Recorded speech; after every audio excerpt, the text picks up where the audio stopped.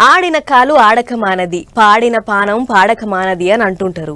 అట్లా ఆటలు పాటలు స్టెప్పులంటే ఎవ్వళ్ళకి పారం ఉండే చెప్పుర్రి. అట్లా మామూలులే కాదు, పెద్ద పెద్ద లీడర్లు మంత్రులు కూడా చిన్నగున్నప్పుడు ఆటలాడి పాటలు పాడుకున్నోళ్ళే. అందరేమో గాని ఏపీల మంత్రి రోజక్కకైతే ఆటలన్నా పాటలన్నా మా పారం అనేటి ముచ్చట అందరికీ ఎరుకున్నదే కదా. అందుకనే ఇవాళ మస్తు జోషిగా ఆటలాడింది చూడుర్రి.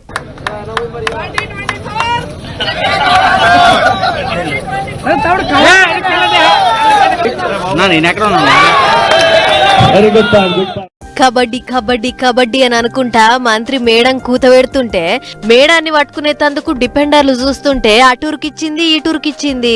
చూస్తుంటే అక్కకు స్టెప్పులు ఒకటే అని అనుకున్నాం గాని కబడ్డీ ఆట కూడా బగ్గనే ఆడేటట్టున్నది కదా.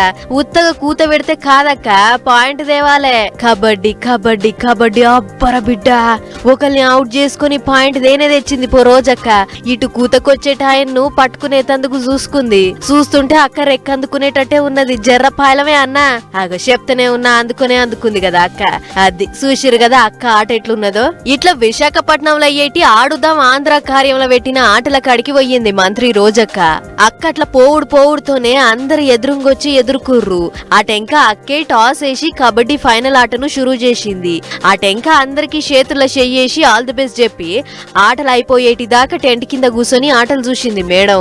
అంతేకాదు ఆ టెంక గెలిచిన వాళ్లకు అక్కే దగ్గరుండి ప్రైజ్లు ఇచ్చింది. ఇక అట్లా ఆడ కూడా మాట్లాడుకుంటా చక్కగా ఎగస్ పార్టీ వాళ్ళకే సూటు పెట్టింది.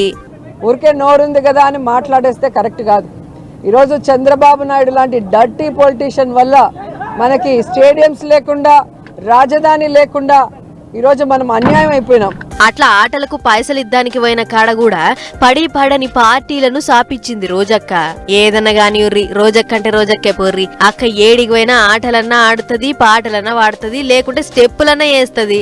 అందుకనే అంటారు కదా ఆడిన పానం ఆడకమానది, పాడిన పానం పాడకమానది అని.